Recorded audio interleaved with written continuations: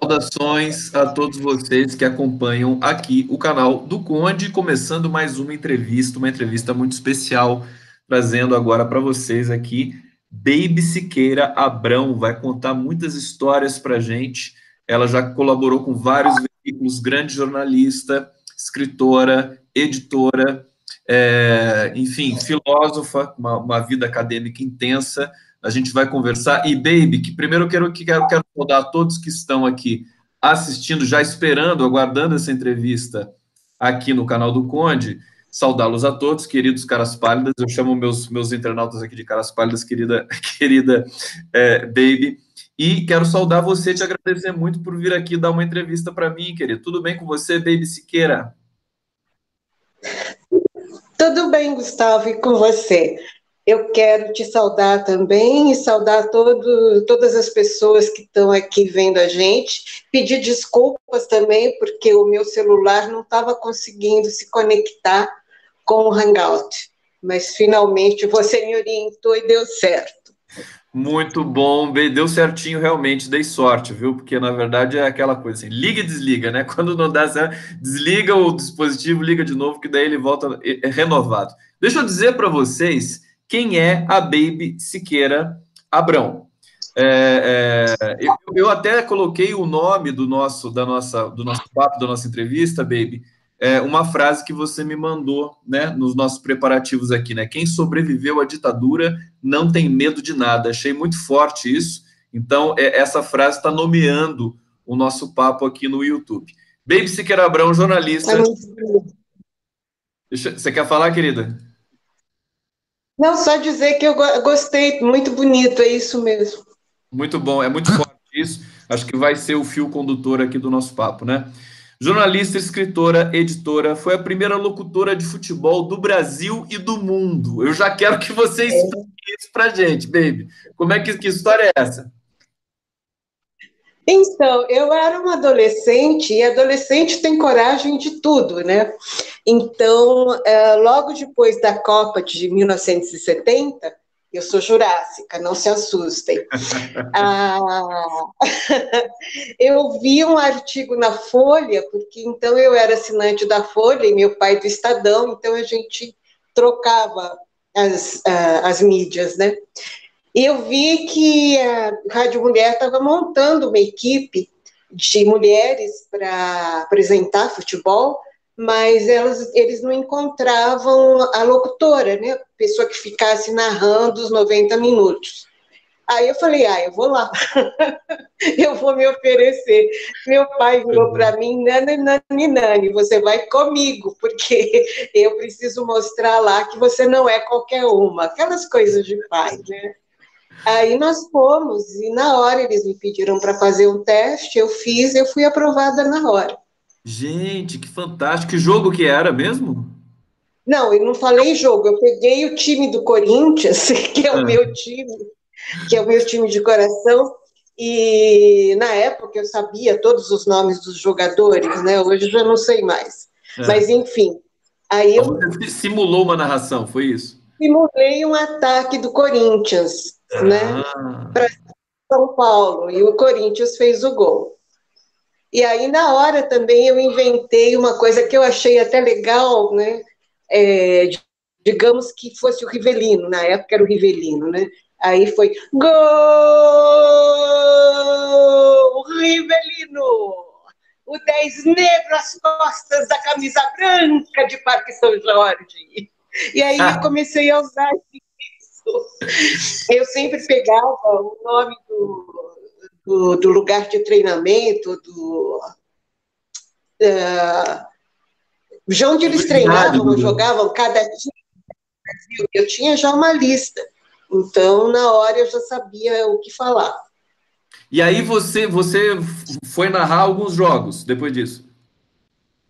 Sim, fui. Fantástico. Narrei Que- vários jogos. Por que veículo? Desculpa, qual veículo de comunicação que era? Rádio Mulher de São Paulo. Rádio Mulher de São Paulo. Você tem registro dessas narrações, baby? Não tenho, não me passaram, a rádio já fechou, né? Aham. Então, eu fiquei sem registro.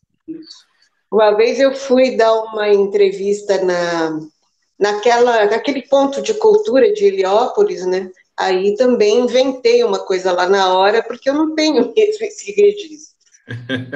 Então, Muito fantástica essa história. Eu acho que você tem toda a razão. Quer dizer, primeira locutora mulher de futebol do Brasil e do mundo. É engraçado que não tenha locutora de futebol hoje. Eu não sei, eu acho que não tem locutor. Tem jornalista de campo, elas entrar, agora elas fazem matéria de campo e tudo mais, mas locutora mesmo, né? Não tem nenhuma, né? E eu acho que seria muito interessante. o pessoal do PT chegou a falar comigo uma vez, eu sou filiada, né? Aham. Para se a gente não podia fazer na rádio do PT. Falei, vocês decidam aí, depois a gente combina, né? Eu tento me lembrar de como é que eu fazia. Mas aí também era 2014, época de eleição, eu mesma estava concorrendo, né? Candidata a deputada, corre aqui, Aham. corre ali, então acabou indo para lá. Perfeitamente. Baby Siqueira Abrão, deixa eu continuar aqui dizendo, né? Quem é a Baby para o nosso público, e vamos, daqui a pouco a gente vai engatar numa conversa aqui que vocês vão ver só como é que vai ser, tá? Olha só, formada em filosofia pela USP, é autora de 2 livros sobre história da filosofia e está escrevendo outro para jovens. Feminista desde a infância, questionava a autoridade da família sobre a vida, das filhas, etc. Participou da resistência à ditadura corporativo-militar 64 a 85, atuando em bairros da periferia de Sampa, onde foi criada. Foi correspondente no Oriente Médio do jornal Brasil de Fato, sediada na Palestina, escreveu sobre geopolítica e política nacional para várias mídias alternativas, trabalhou nas áreas de cultura e educação da periferia de São Paulo, tendo como base o método Paulo Freire e as técnicas do teatro do oprimido de Augusto Boal. Depois eu continuo lendo, porque sua biografia aqui é extensa. Vamos falar um pouco dessa experiência com a acadêmica que você teve na filosofia. Você chegou a trabalhar com a Marilena Chauí, né? Ela seria minha orientadora, porque eu ia trabalhar com Spinoza, né, que é o meu filósofo preferido, e a minha tese ia mostrar como é que a partir de Spinoza a ciência se torna possível com a noção dele de substância. Porque até então a filosofia tudo acabava na metafísica, né? Quando os filósofos chegavam a um ponto em que eles não explicavam nada, eles recorriam a Deus. Era Deus então que fazia, Deus que acontecia, Deus que fazia. E o Spinoza foi o único que não recorreu a isso. Ele fala em Deus, você vai ler a Ética, por exemplo, você vê o tempo todo ele falar em Deus, mas você tem que saber o que é Deus para o Spinoza. Ele, no começo, ele diz, Deus, isto é, a natureza. Isso é muito bom. Então, para mim, foi a resposta, porque eu sou ateia desde pequena, né? Também, porque a religião me ensinou um Deus absolutamente cruel, né? E eu comecei a ter crises de depressão, não dormia, fui parar em psiquiatra, porque me ensinavam assim, que o inferno era um lugar para onde iam as pessoas que não obedeciam os pais, que não gostavam da escola, e era eu, entendeu? Era o meu modelo. Então eu falei, droga, eu vou viver e depois vou para o inferno, para que viver? Aí, minha cabeça deu um nó, né? E aí eu tirei o Deus da minha vida, ficou só o diabo. Eu falei para me livrar do diabo, mas me livrei também. E Spinoza, então, me mostrou, né, que realmente não tem um Deus. Você pega esse universo enorme, é isso que é a criação, né? A criação é autônoma, ela se faz a cada segundo, né? Nesse momento que nós estamos conversando, nós estamos compondo o universo, a história do universo, né? Então, é Até uma coisa que porque o não tem tempo, parada nunca. perfeitamente, até porque o tempo só existe relativo a alguma coisa, alguma referência, né? Então, se a gente pensar nessa dimensão É, espaço-temporal, né? o, o tempo é um modo de pensar, quer dizer, uma coisa que nós criamos. Perfeitamente. David Siqueira, deixa eu ler alguns Tudo comentários. no século XVII, deixa eu falar, porque ele é fantástico. O Spinoza? É, O Spinoza é do século XVII. A é do Marilena século XIX. dedicou, assim, talvez os estudos mais aprofundados de Spinoza sejam da Marilena Chauí no mundo todo, né? Aquele livro dela, O Nervura do Real, é um grande livro. Eu não consegui ler todo ele, porque ele é muito denso, realmente, mas algumas partes. Inclusive, tem um volume só de índice, né? Aquele livro lá, da Marilena Chauí, Só de nota, só de notas. é verdade. Deixa eu ler aqui alguns comentários dos nossos internautas, que é a nossa tradição aqui fazer uma participação intensa. Deixa eu ler aqui. Então, Diogo Pereira, caramba, que currículo invejável, no bom sentido. Tá dizendo que o seu currículo é invejável. Que lindo. Baby, o Deus Espinosa é o Deus mais interessante. O Diogo Pereira diz isso para você. Olga Ferreira dos Santos dizendo aqui: as meninas boas vão para o céu e as más vão aonde querem. Que interessante. Jorge Luiz, É verdade. você vê que o nosso público aqui é muito qualificado e eles têm muito senso de humor e muita inteligência, né? Jorge Luiz Moreira de Santana. Einstein declarava que Deus lendário, ele não acreditava. Que o Deus lendário ele não acreditava, mas se inclinava pelas ideias divinas de Spinoza. Eu não sabia dessa ligação do Einstein com o Spinoza. É muito forte.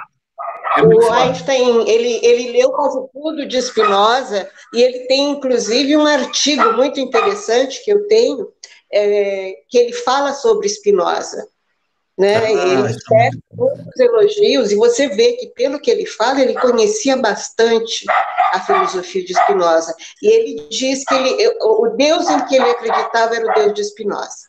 bacana isso. O meu pai costumava dizer para mim assim que o Einstein buscava Deus através da matemática. Eu achava isso muito bonito, né? Cada um É busca de uma verdade. maneira, né? De uma certa maneira, como eu sou da área da linguística, né? Você sabe, né? E eu vejo a linguagem justamente como elemento de compreensão desses conceitos que transcendem a nossa compreensão, né? A nossa compreensão mais superficial, assim. Tento buscar explicações através da linguagem. Queria dizer para você o seguinte: você é uma mente inquieta, né, Baby? Recentemente nós fizemos um encontro em Porto Alegre e teve uma fala da psicanalista Mineres Maroni, muito forte, muito importante, junto na Eu vi, a Maria não, do eu vi Rosário. tudo, Conde. Você viu, Eu né, sigo querida? você, as suas lives, mas não no momento das lives, porque eu não consigo ter o horário da internet, né? Eu vejo tudo do 247, depois que vem a noite eu fico mais sossegada, aí eu entro e vejo tudo.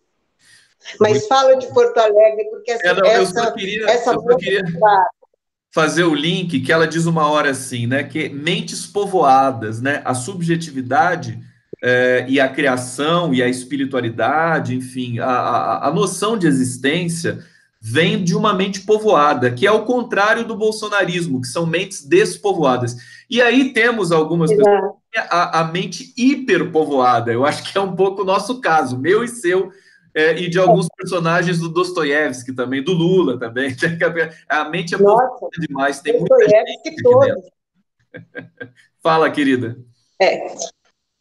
Não, eu estava falando do Dostoiévski todos, né? Tem a Todos os mente muito personagens. povoada. Todos os personagens.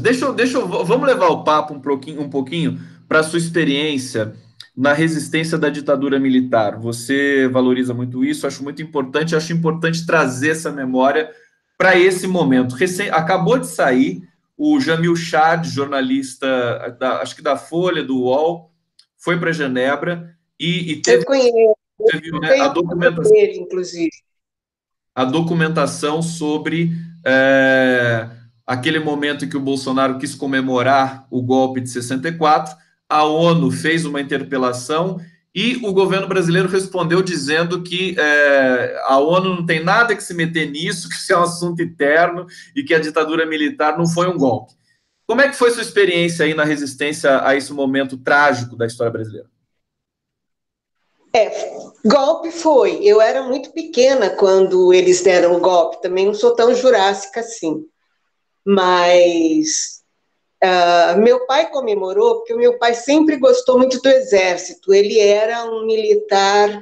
Ele não era militar. Ele quis ser militar na vida, mas daí teve filho, não sei o quê, teve que batalhar pela vida, ainda estudava direito, né? E se formou depois que nós tínhamos nascido e tal. Então não deu. Mas ele sempre teve uma grande admiração pelos militares, né? E eu aprendi com ele a admirar também, mas aí, quando pintou a ditadura, eu desaprendi de admirar, né? Eu parei de admirar. Eu sei que eu estava olhando, a gente morava numa casa da freguesia, que ficava mais ou menos em cima, né, no bairro, e a gente via as marginais do Tietê embaixo. E eu comecei a ver tanques na marginal do Tietê. Aí eu fui chamar meu pai. Falei, pai, vem ver, tem caminhão do exército, tem tanques, tudo passando pela marginal. Aí ele foi ver e ficou todo feliz. Ah, é a revolução, é a revolução. Eu olhei bem para ele e falei, bom, se ele gosta, eu não vou gostar, porque a gente pensava de maneiras diferentes, né? Então, eu já fiquei com o pé atrás. E sempre procurei ler muito sobre isso, porque meu pai gostava muito de comentar as notícias do dia que ele lia no jornal. Eu aprendi a ler no Estadão, para você ter uma ideia, sozinha para poder ler as notícias e conversar com meu pai sobre elas. Imagina, 5 anos, o que eu ia entender daquelas notícias? Mas eu aprendi a ler ali, eu sempre perguntava, né? Minha mãe Mas era entendi, professora. você deve ser precoce. Eu também comecei a gostar de política muito cedo, com 7 anos de idade, porque meus pais consumiam muito isso, né? E é interessante. Porque a gente tem essa admiração por eles e acaba entrando, né? Eu sempre fui uma, digamos, entre aspas, uma Electra, né? Eu sempre gostei muito do meu pai e eu queria conversar com ele sobre as notícias, porque minha mãe ficava preparando aula, estudando, e ela não lia para conversar com o meu pai. Então, eu queria ler para poder conversar com ele as notícias de política que ele sempre gostava tanto, né? Mas aí eu logo fui para a esquerda Aí e já com 5 anos você já fazia oposição dentro de casa, né? Você já fazia, tomou o já sentido da fazia. rebelião. Isso me levou muito ao Foucault, né? Porque o Foucault explica essas todas pequenas autoridades. Você começa na família, tem a igreja, tem a escola, tem o grupo social, né? Você é podado de todos os lados.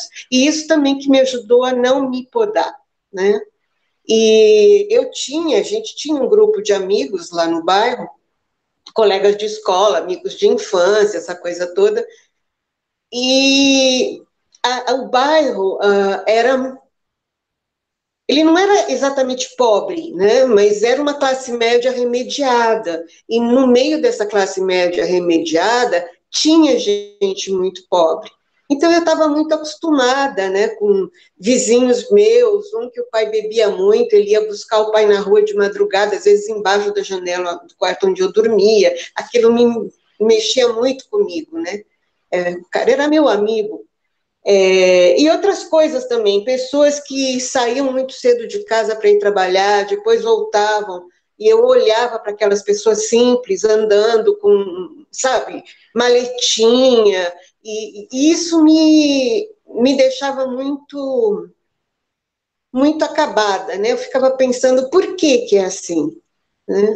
Aí eu fui tentar descobrir por que que era assim, e descobri, né? Descobri o capitalismo, descobri Marx, aí um Você dos foi meus descobrindo amigos... tudo isso junto com a descoberta de um regime violento dentro do seu país, etc. Exatamente. Eu te pergunto o seguinte: você, a partir do momento dessa consciência política que você foi criando, consciência, enfim, existencial, espiritual, como é que você lidou com a questão do regime, concretamente? Quer dizer, você foi para a faculdade, como é que foi sua iniciação, assim, na movimentação social, sua experiência concreta, realmente, de resistir à ditadura militar, depois que você já não era mais uma criança e já não estava mais, assim, tão ligada ali a... Uhum. Que começou, na verdade, antes da faculdade, né?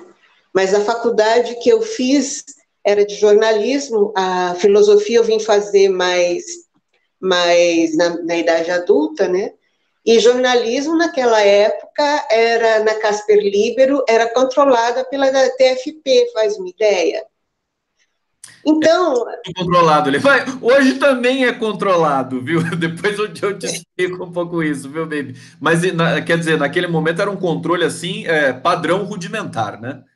Claro, né? Eu me lembro, o professor de filosofia, numa aula sobre Rousseau, estava falando umas coisas estranhas sobre Rousseau. Aí eu levantei a mão e falei, mas professor, o senhor tem certeza que isso é Rousseau? Né? Porque eu tenho uma outra informação. Ele virou para mim e disse, você não está aqui para discutir Rousseau, você está aqui para aprender Rousseau. Então era mais ou menos isso, né?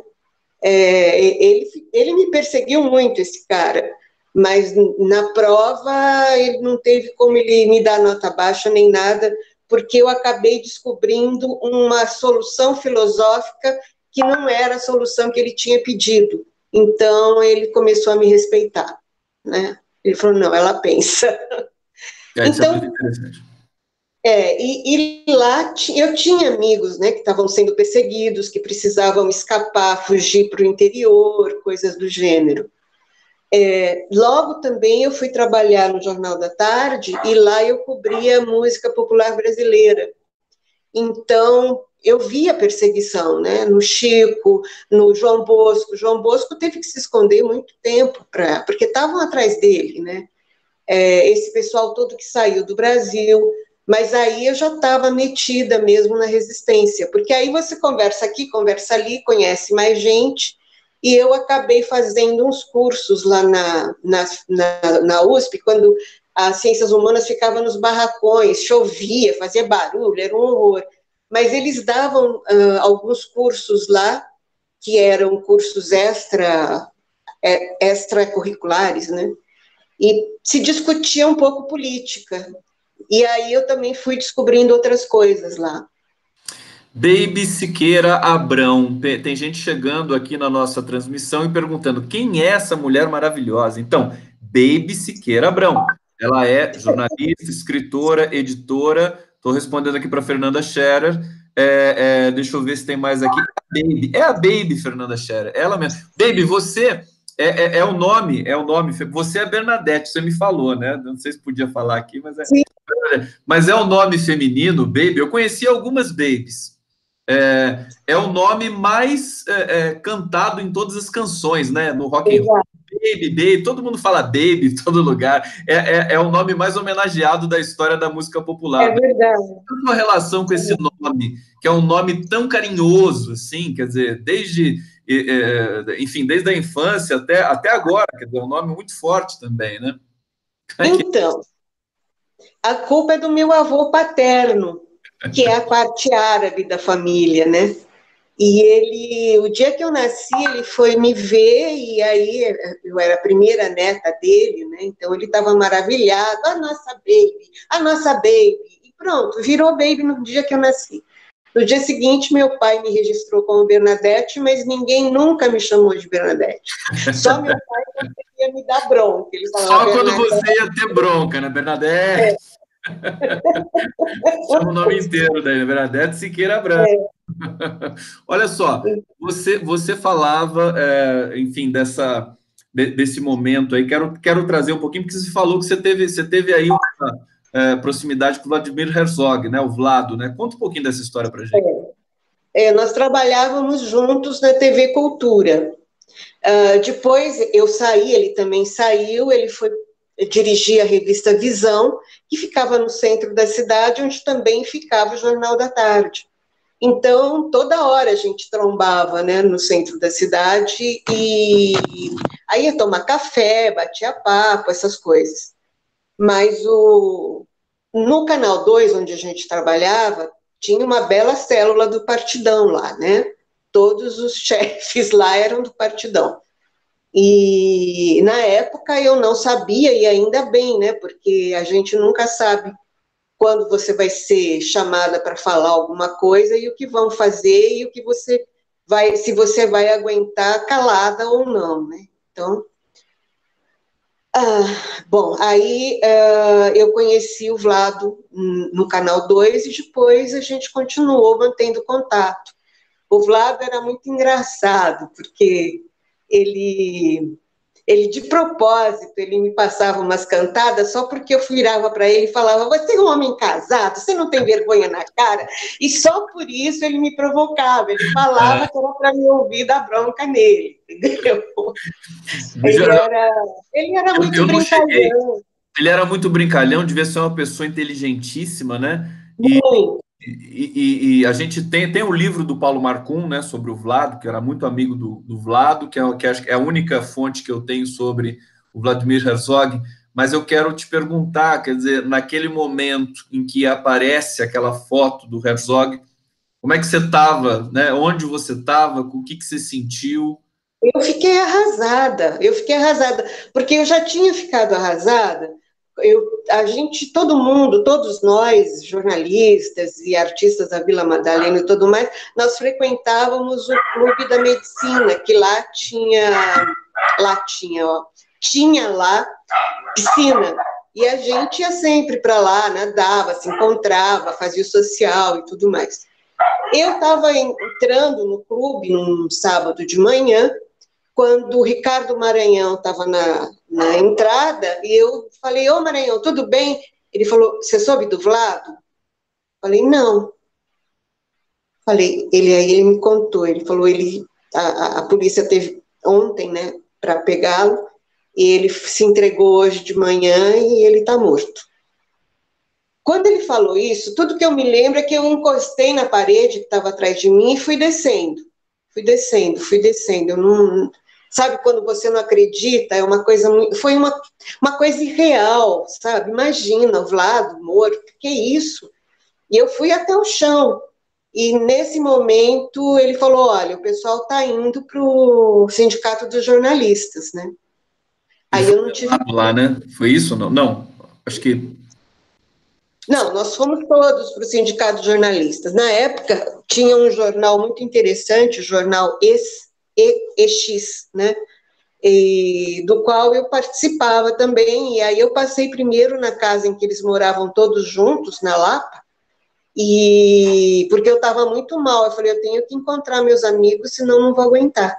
E aí nós fomos para o Sindicato dos Jornalistas e lá se instaurou uma assembleia imediatamente, né, para a gente pensar no que fazer. O presidente do sindicato na época era o Aldálio Dantas, né? Ele foi muito corajoso. E esse livro do Marcum tem uma coisa interessante, que o Marcum montou uma revista, uma época, Radar, e eu participei, né, da redação dessa revista. Aí eu me lembro um dia, foi uma tarde, que o Marcum veio com um livro do Vlado e me deu. No que eu peguei o livro, eu comecei a chorar. Eu chorava. Eu falei: Marcum, eu não acredito em tudo que nós passamos. Não é possível, sabe? A gente passou por uma violências muito fortes, né? Como é que a gente está aqui vivo? Baby, deixa eu ler alguns comentários aqui, que o pessoal está se emocionando com a sua história aqui. Fernanda Scherer, dizendo aqui, brincando, né? Com 10 já era afiliada ao PCB, dando risada aqui. Ciências Humanas, meu e-mail é... Ah, não, tem alguém aqui querendo fazer contato, depois eu vou ver o seu contato, Ciências Humanas TV, muito obrigado pela presença aqui no canal do Conde. Deixa eu ver aqui mais comentários. Eles mandam muito beijos e corações aqui, porque o meu canal tem muito afeto aqui, viu? Aliás, é uma coisa que a gente, nós, do segmento progressista, podemos dizer assim, né? Realmente carinho, afeto, amor, né? São valores que nós cultuamos e cultivamos entre nós, né? E entre essa passagem por aqui. Baby, eu queria comentar com você, quer dizer, esse momento do Vlado, a perda do Vlado.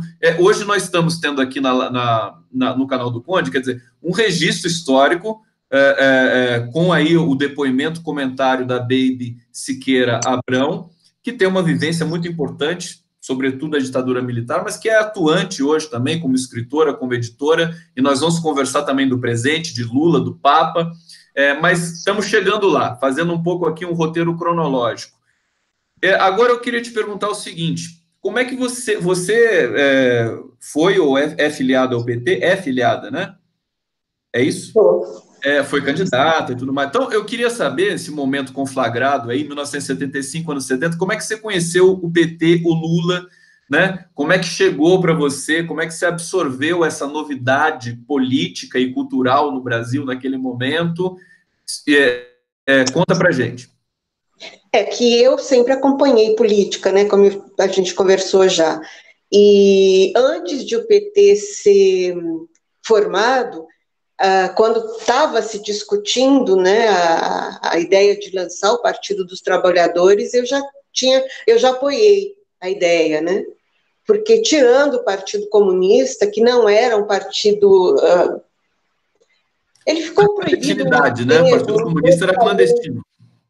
Era clandestino. Era, e ele então não podia fazer um trabalho de base, né, como depois a gente fez no PT. E aí eu fechei com a ideia. E naquela época estava havendo as greves lá no ABC, né? Que as greves que desafiavam o governo militar, porque tinha lei que não podia fazer greve, né? E o Lula e os metalúrgicos não queriam nem saber. Eles enchiam o estádio de Vila Euclides, aquilo ficava lindo, né? A gente ia para lá, tomava sol, ficava bronzeado, ninguém acreditava que a gente tinha ficado bronzeado. Como assim, fazendo greve e volta todo bronzeado para cá? Fala a verdade. Então, mas aí eu já apoiei de cara. Falei, o Partido dos Trabalhadores precisa, né? É necessário. E já ouvia o Lula, os discursos do Lula, já acompanhava. Eu acompanho a trajetória do Lula desde aquela época, né?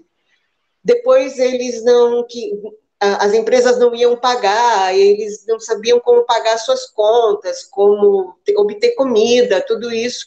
E eu entrei também nisso, né? No meu bairro a gente juntou vários jovens e a gente fazia pedágio, a gente ia nos semáforos e nos locais onde os carros paravam, conversar e pedir ajuda para as pessoas, né? Podia não dar muito dinheiro, mas era uma forma de envolver a população na causa, né? E a gente então fazia, pegava alimento, tinha o pai de uma amiga que era metalúrgico e ele levava para lá, né, as coisas que a gente conseguia. Então, quer dizer, para mim foi uma coisa realmente muito forte, muito afetiva, né? E tem a ver com o fato de eu ter me criado na periferia e ter visto tudo que eu vi, né? Então, eu jamais, por exemplo, eu não gosto nem de estar em ambientes que são chiques, né? Como jornalista, às vezes eu tive que... tinha que ir a almoços em hotéis, com aquelas madames, com aqueles homens. Aquilo não é meu ambiente, não faço parte daquilo. Né? Quando eu vivi na Palestina, incrível, aquele era o meu ambiente. Primeiro que a Palestina tem a cara da periferia do Brasil. Né? Então, tirando Ramallah, que é a ilha do paraíso da Palestina, o resto é tudo muito simples, são as ruas de terra, casas simples. Baby, querida, Diga. a gente vai chegar na Palestina. Eu não queria falar ainda da Palestina, vamos falar um pouquinho mais do Brasil, para depois a gente fazer, porque a Baby, vocês estão vendo, ela tem uma experiência, ela morou na Palestina como jornalista, né, pelo Brasil de fato, e a gente vai contar um pouco essa história para todo mundo aqui. Quando você estava respondendo sobre o Vlado, eu pensei, vocês foram para o sindicato de jornalistas ali naquele momento dramático, eu lembrei de um papo que eu tive com o Alex Sonic, e me veio na hora aquela imagem de que o jornalismo no Brasil naquele momento, por incrível que possa parecer, e você vai confirmar ou não confirmar a minha percepção, era muito mais íntegro, tinha mais integridade. O Alex Sonic diz assim, naquela época, você não tinha um departamento de publicidade mandando no que o jornalista vai fazer. Você tinha um departamento de jornalismo. E hoje percebe que os jornalistas estão amordaçados. A Globo, por exemplo, não pode falar na capa, não vai. Quer dizer, um documento, uma notícia extremamente importante, a carta que o Papa mandou, né? Eles não vão falar. Tá claro? E como é que você vê, assim, você é jornalista, inclusive, tá, jornalista, está atuando como jornalista, também editor e jornalista, naquele momento para hoje, quer dizer, ditadura militar, um governo de exceção, e hoje, supostamente, um governo, bom, hoje não é governo democrático, mas supostamente democracia, mas a prática de jornalismo vem sendo cerceada pelos seus próprios proprietários. Explica isso para a gente, Baby, se você conseguir. Então, é um paradoxo, eu não tenho como explicar, mas é isso mesmo. O Alex não vai se lembrar, mas uma vez ele foi ao Jornal da Tarde, quem me entrevistou fui eu. Ele, não sei se estava lançando um livro de poemas, eu sei que ele foi lá, falou dos poemas dele e tal. E depois a gente acabou discutindo aí no 247, inclusive num programa, porque eu sou anti-sionista até, né? Os sionistas sabem disso, já me perseguiram, já me cansaram. Enfim, agora eles se cansaram porque eu não desisto mesmo. Então, deixa para lá. Mas naquela época não tinha isso, né? Então a gente teve uma conversa muito legal e eu estava como jornalista entrevistando ele. Mas ele tem toda a razão. Por exemplo, no Jornal da Tarde, a gente escrevia matérias e no dia seguinte saía a receita de bolo, porque o censor ficava na redação e ele cortava. Né?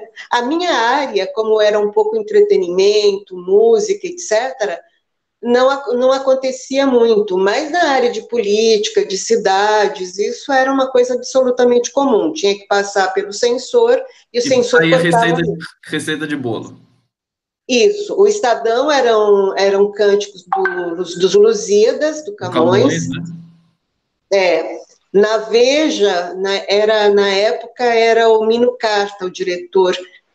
Agora eu não me lembro, mas acho que ele colocava textos medievais. Então, sempre a gente achava uma maneira. Eu me lembro do jornal Movimento, que era um jornal progressista daquela época, saía com... Onde tinha censura, saía tudo preto, né? Tinta preta. Então, era uma maneira que a gente tinha de comunicar às pessoas de que a gente estava sob censura, né? E realmente, a gente... Pode falar. Oi, é que às vezes a tua voz é cortada, a gente está falando legal, mas de vez em quando corta. O público entende, são coisas da internet, é assim, e assim que é gostoso também. Vai, Baby, pode concluir, Baby, querida, e daqui a pouco eu vou te fazer outra pergunta. Então, você tinha ali, primeiro que a gente tinha pessoas muito interessantes, você tinha na ABI o Barbosa Lima Sobrinho, né? Você tinha na OAB, agora me foge o nome dele, mas era uma pessoa maravilhosa, nos anos da ditadura, né?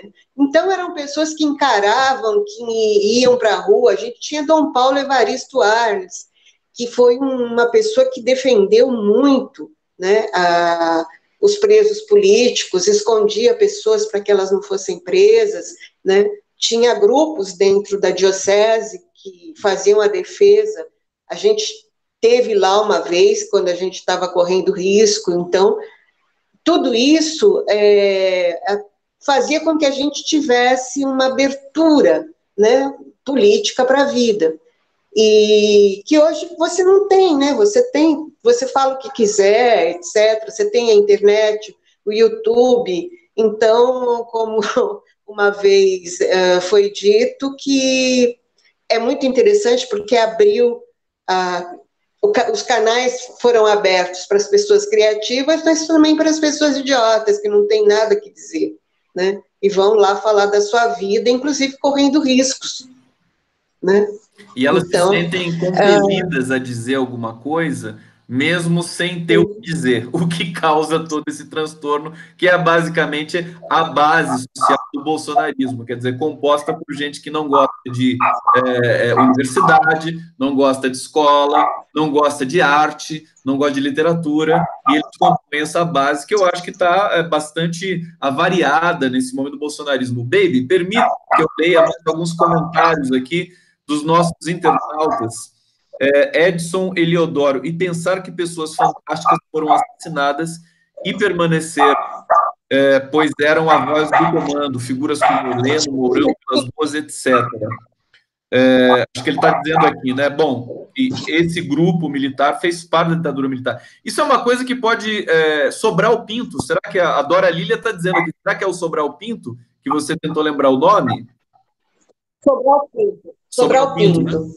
Eram pessoas, então, os nossos exemplos de pessoas eram figuras muito fantásticas. E mesmo no jornalismo, você tinha pessoas que, na tua chefia, ou que estavam com você no dia a dia, né, que eram pessoas de muito valor, não só na questão da honra, mas na questão de ser jornalista, né? Eu, quando entrei no Jornal da Tarde, como foca, o Marcos Ferman me ajudou, né? Ele sentava perto de mim e me ensinava muita coisa. Então, você tinha professores muito interessantes dentro das redações, o que hoje não existe, né? O último local onde eu trabalhei foi uma revista para adolescentes, que era o único lugar que eu conseguia dizer o que eu queria dizer, né? Então, eu fiz a revista. A revista não tinha só artistas, ela discutia filosofia, psicologia, a gente fazia especiais sobre liberdade, felicidade, o que é isso, amor, a história da juventude, como foi a história da juventude ao longo da própria história, né? Para mostrar como a juventude era ativa, né? Porque naquela época não dava para ser ativa. Então, depois eu parti para livros, porque não dava mais para continuar no jornalismo. Eu, desde pequena, achei que o jornalista tinha... Diga. Não, pode concluir o seu relato. Está meio, Você me ouviu? meio se congelando a tua imagem. Não, Eu não sei se é acho que só às vezes para tem mim. uma instabilidade. Eu não, Dá para te ouvir. Você voltou a me ouvir, né? Deixa eu trazer então mais uma questão, que é o seguinte: queria que você falasse da Palestina, como é que foi o contexto, e de dizer para o nosso internauta aqui que a frase que nomeia o nosso Hangout, que é quem sobreviveu à ditadura não tem medo de nada, decorre justamente daí, de pessoas que perguntavam para você, mas você não tem medo de ir para a Palestina? E você disse, então, essa frase. Fala para a gente como é que foi sua decisão de ir para lá, e como é que foi sua experiência, essa similitude, digamos assim, da Palestina com a periferia brasileira? Quanto tempo você ficou e quais foram as conquistas que você teve lá? Bom, eu fui convidada a ir para lá porque havia, até alguns anos atrás, um encontro internacional em Bilaim, que é a vila mais famosa porque eles mantêm, até hoje, acho que já tem mais de 12 anos, eles têm, toda sexta-feira a população vai até o muro protestar, né? Isso é sagrado lá. Então, bom, sim, de Bilaí, eles têm um pessoal muito organizado lá. Aliás, de todas as vilas, os líderes das vilas, eles formam, né, uma associação de base, né, um movimento de base, para fazer esse tipo de coisa. Bom, mas aí eu fui convidada a ir para Montevidéu, onde a ONU fez um encontro de pessoas da América Latina pró-Palestina para debater a questão palestina. E aquela coisa de ONU, né? Toda noite tinha reuniões com bebidas, melhor uísque, melhor vinho, melhor champanhe, salgadinhos que valiam por uma refeição, aquela coisa do social. E eu estava mais do que sabendo o que acontecia na Palestina, né? Então, eu ficava muito revoltada com isso. E aí eu comecei a dizer isso durante as reuniões. Falava, olha, enquanto a gente está aqui né, discutindo, vocês gastando uma grana preta para comprar dessas bebidas, esses salgados para todo mundo, toda noite. O povo palestino está passando fome. Os presos palestinos estão morrendo, sabe? Que história é essa? A ONU não inventou essa confusão, pois que desinvente. O que não dá mais é a gente ficar fazendo reunião, e ninguém sanciona Israel. Israel continua fazendo o que faz contra os palestinos, oprimindo. Eu sei que eu comecei a falar coisas assim todo dia nos encontros. E aí o que é o mais interessante é que aí eu fiquei conhecendo vários embaixadores, né, que vinham falar comigo e me dar parabéns porque eu falava o que eles não podiam falar e eles tinham vontade de falar, né? Porque você não resolve o problema de um povo dessa maneira, né? E na época nem tinha ainda o movimento BDS, que estava começando, que é o boicote, desinvestimento e sanções, que ocorre da os próprios palestinos é que criaram isso. E no que fosse depender da ONU, ninguém faz, porque a ONU está nas mãos dos Estados Unidos e de Israel, dos sionistas, né? Porque eu não quero misturar as coisas, misturar judeus com sionistas, que não tem nada a ver. Né? Uma coisa é uma coisa, outra coisa é outra coisa. Os grandes criminosos são os sionistas, que inventaram Israel, puseram Israel em cima da Palestina, massacraram várias, quer dizer, centenas de pessoas, né? Só não massacraram mais porque não tinha mais palestino para massacrar, né? Expulsaram os palestinos da sua região, então tudo isso eu estava acostumada.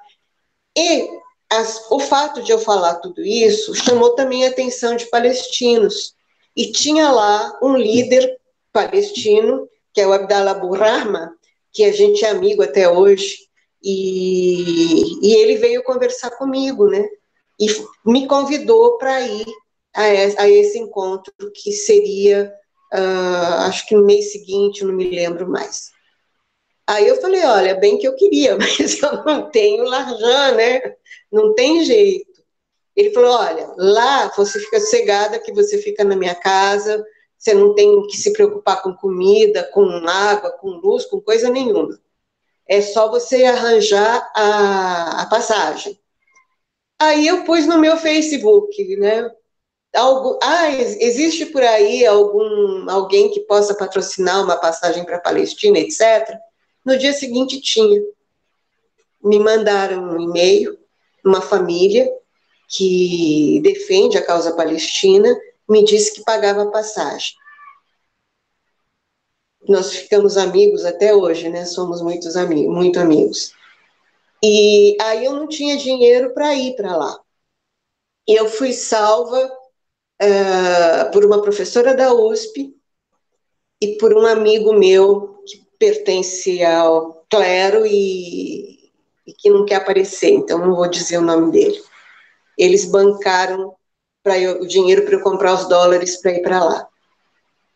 Aí eu fui e de cara eu me apaixonei pela Palestina, né?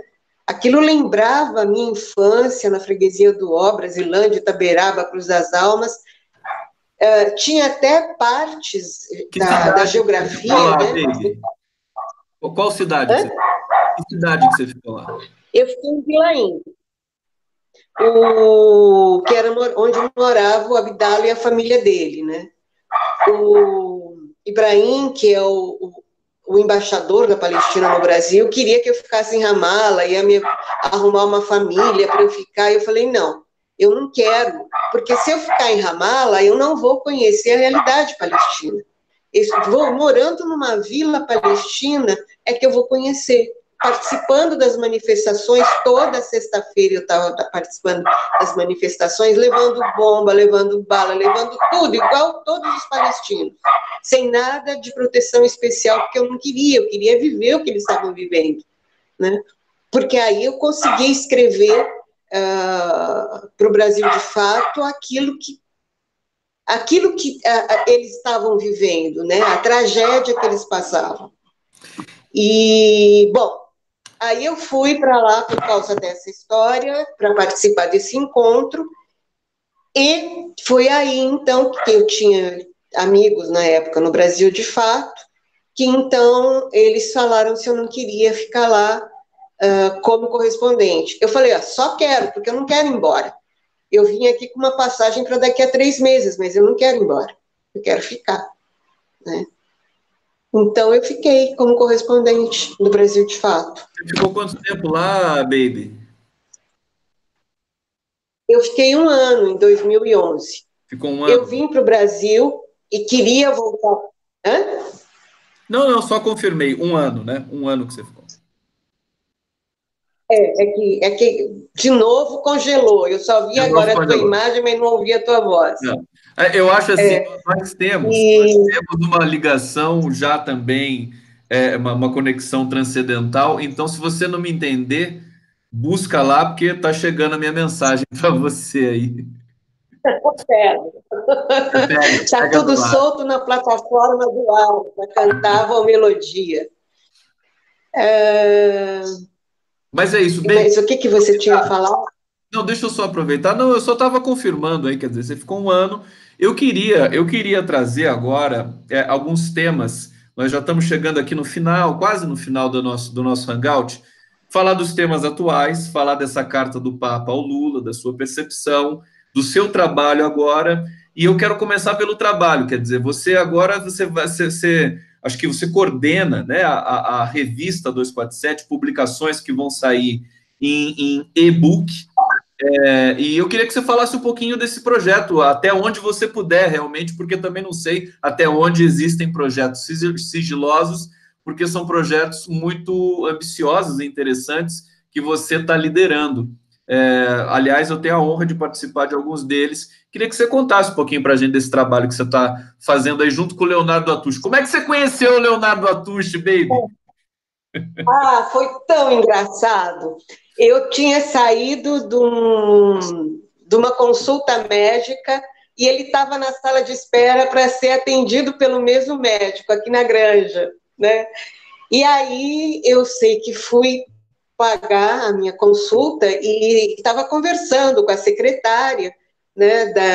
Tinha umas revistas Veja ali em cima com aquelas capas contra o Lula e tal. E eu comecei a comentar, falar que absurdo, que não sei o quê, não dá mais, Como é que deixa esse lixo essa aqui, essa imprensa, revista não dá, Veja? a gente não confia.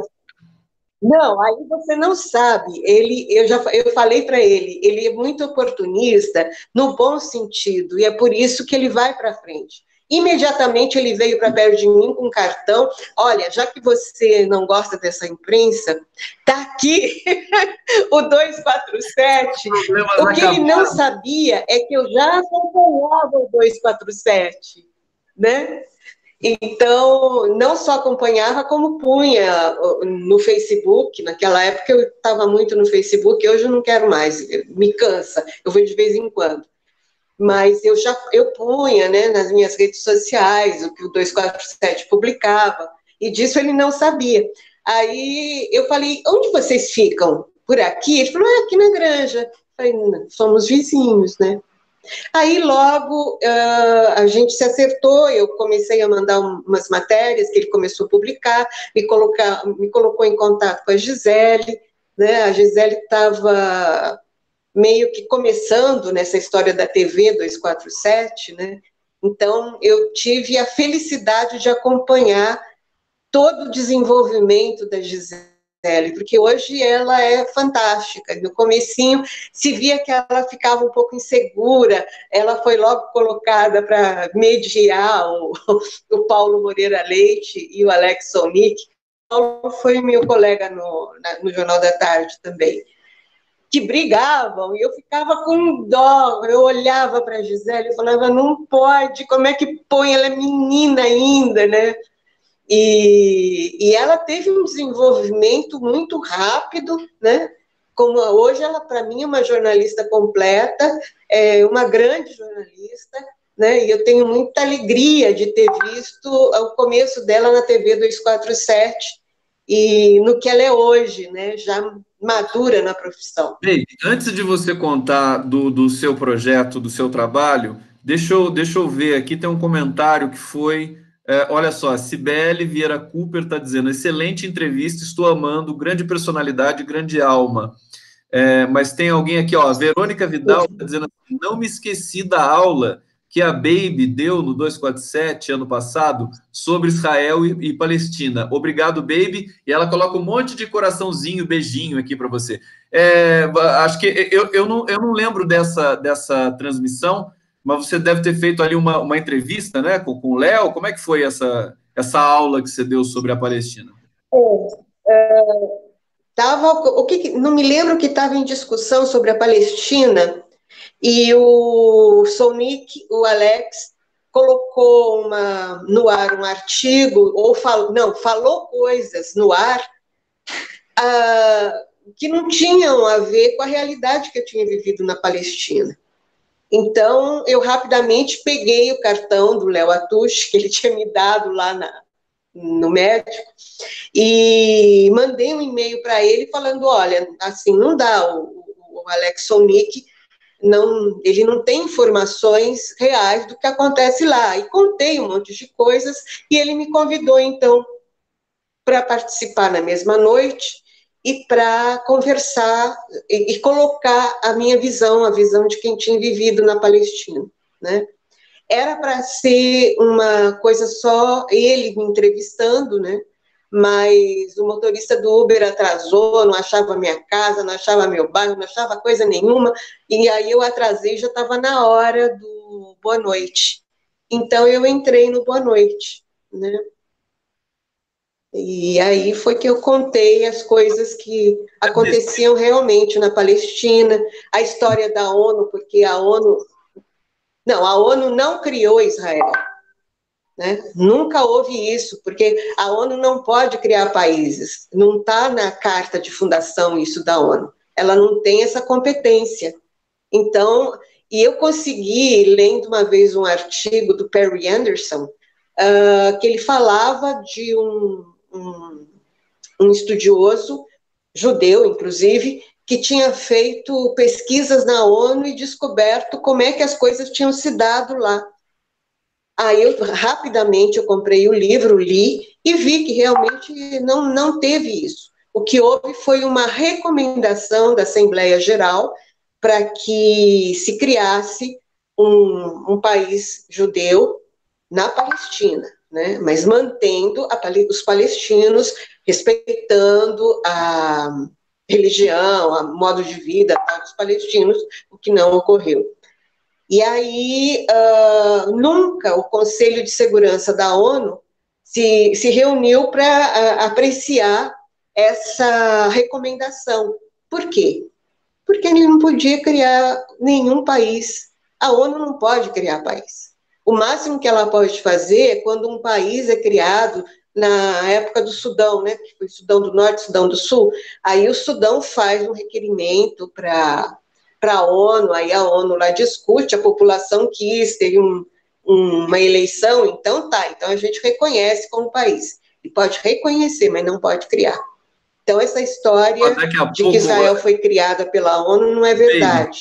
Deixa eu te dizer que daqui a pouco a gente vai ter a ONU não cria país, mas se ela criasse, daqui a pouco a gente ia ter que pedir para ela criar o Brasil de novo, porque o Brasil está sendo totalmente destruído por essa infâmia, né? Chamada Jair Bolsonaro. É verdade. A gente está chegando no final. Você vê que passou rápido porque o papo foi bom. Batendo aqui 1 hora de transmissão e eu preciso ir para outra transmissão também, senão a gente ficava aqui até não querer mais. Mas eu queria que você encerrasse o nosso papo falando aí um pouco da sua percepção desse momento, se quiser falar da carta do Papa ao Lula, do jornalismo, quer dizer, deixar um recado. Nós estamos na véspera do 30M, da mobilização pela educação no Brasil. Como é que você está vendo esse momento? Eu sou conhecido, as pessoas me identificam como alguém otimista. Eu discordo. Eu acho que assim, eu prefiro ficar alinhado ao Lula, que não desiste nunca. Você também não desiste nunca. Como é que você vê esse momento no Brasil? Podem ter esperança que a gente vai virar essa... Olha, a própria história nos mostra, né, que os movimentos políticos, eles vão e vêm, eles têm um movimento pendular, né, praticamente. Então, as coisas vão e vêm. Você teve a construção de grandes impérios, a decadência de grandes impérios. Então, eu acho que isso, a gente está vivendo uma fase em que eu vejo assim que a gente está purgando, né, não só no Brasil, mas agora na América Latina e no mundo, porque muita coisa não ficou resolvida, né, em relação ao nazismo, em relação ao fascismo, em relação às guerras. Isso, se acabou na Europa, mudou para o Oriente Médio. E mudou, a gente sabe por quê, os interesses no petróleo, né? Então, espera um pouquinho que está aqui que eu tenho que fechar um AP. Então, essas coisas todas elas vão passar, né? Eu sou muito realista, mas eu tenho um pouco de esperança, sim, porque se não tiver, para que eu vou continuar viva? Né? Então, vamos morrer todos, se a coisa não vai mudar. Mas eu vejo esse movimento da direita como uma crítica feroz ao neoliberalismo. Agora, eles estão culpando a esquerda por uma coisa que a esquerda, na maioria das vezes, no mundo inteiro, não teve culpa. Porque hoje as grandes corporações dominam os governos, né? Os grandes bancos dominam os governos, porque eles criaram um sistema que armadilhou, vem de armadilha, tá certo? É isso. Criou uma armadilha para os governos, né? Emprestando dinheiro, e aí os países não tinham mais como pagar, tiveram que fazer cortes drásticos, né, na vida da população. Eu estou falando isso da Europa, né, no primeiro momento. E esse dinheiro foi todo concentrado nas mãos dos bancos. É uma concentração de renda absurda, né? E no Brasil a mesma coisa, quer dizer, não vem mais para nós esse dinheiro, vai para os banqueiros, né? É isso que eles estão tentando fazer. E para as corporações, para as empresas estrangeiras que estão pegando os nossos recursos, né? Que são riquíssimos. Olha, eu sou internacionalista, então para mim não devia nem haver separação entre países, cada um ia para onde bem entendia, mas a gente teria que ter aí um regime de respeito entre os países e de não roubo das riquezas dos países, que tem que se manter, tem que se respeitar a soberania dos povos, nem vou falar em países, né? Mas aí a gente teria que ter todo um arcabouço que a gente não tem. Então, por enquanto, não dá para defender o internacionalismo do jeito que estão as coisas, porque a gente vai perder, né? Você tem aí os senhores da guerra, os warmongers, né? Nos Estados Unidos, na União Soviética, não, na Rússia, na China. Né? Quando ele foi lá, não, União Soviética. Desculpa, ficou ruim, cortou, eu não ouvi o que você falou. Eu só lembrei que o Temer que chamava a Rússia de União Soviética. Você lembra disso? Quando ele foi para a Suécia, ele falou assim, não, agora é União Soviética e depois eu volto para a Tchecoslováquia, né? É o Temer, né? O Temer realmente foi... falou 3 vezes, não tem nada a ver com ele. Mas, então, a gente não tem isso, né? O próprio Brasil não tem um exército equipado, né? Houve momentos em que os soldados iam almoçar em casa porque não tinha comida no quartel. Quer dizer, é um absurdo tudo isso, né? Nos governos do PT, eles tiveram isso, a Dilma viu mísseis, pegaram os aviões, os caças, né? Que ia deixar a tecnologia aqui, a Embraer, então, tinha um papel muito importante. Agora você olha, que isso, a Embraer é da Boeing, mudou de nome, né? A Petrobras está sendo fatiada. Então, eu penso que vai ser muito difícil a gente reaver tudo isso, mas nós vamos reaver. Porque o brasileiro é, antes de tudo, um forte, plagiando nosso amigo Euclides da Cunha, que o professor do Paz e Bem nos ensinou, que não contou a verdade sobre Canudos, ou talvez ele nem soubesse, não tivesse acesso aos documentos que o professor teve. Então, eu penso que a gente vai vencer. Eu não sei se a nossa geração não, porque a tua geração é mais nova do que a minha.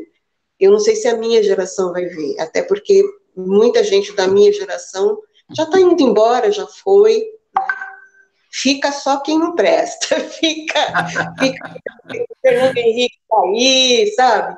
Imagina, até agora aí o Fernando Henrique. Mas a grande parte das pessoas de garra, né, de luta, Sigmaringa Seixas, o próprio Vavá, né, estão indo embora. E o normal é que eles vão mesmo. Então, eu acho que a gente, além de tudo, tem um pouco desse compromisso de passar essa herança que a gente recebeu para frente, né? Eu penso que vai chegar um momento em que a internet, essa coisa de a internet ser um instrumento para você jogar a tua vaidade, etc., isso vai passar, vai cansar as pessoas. Até porque essas pessoas que hoje fazem isso, amanhã vão estar trabalhando, vão estar com filhos, né? E aí não vai ter jeito, eles não vão poder ficar o dia todo na internet fazendo selfie, não sei o quê. Então, a vida vai cair em cima deles com toda a sua realidade. Então, né? Mas, enfim. Então, o que eu penso é que isso tudo vai passar. Porque tudo passa, né? Tudo passa. É isso. Baby Siqueira Abrão, muita coisa ainda para a gente falar. Acho que a gente precisa marcar um novo encontro. Eu quero agradecer imensamente sua presença aqui no canal do Conde. É uma honra para mim conversar com você. Você é uma pessoa assim iluminada. A gente conversa quase que todo dia pelo Zap, pelos grupos ali do 247. E quero dizer que estou muito feliz de fazer esse papo aqui com você. E te agradecer e dizer que a gente volta a conversar e agradecer a todos que acompanharam aqui, ficaram super encantados com os seus depoimentos aqui. Baby Siqueira Abrão, deixa eu dar um beijo em você e até a próxima, querida. Até a próxima, um beijo para você e para todo o seu público maravilhoso. Valeu. Daqui a pouco tem live, um beijo para todos.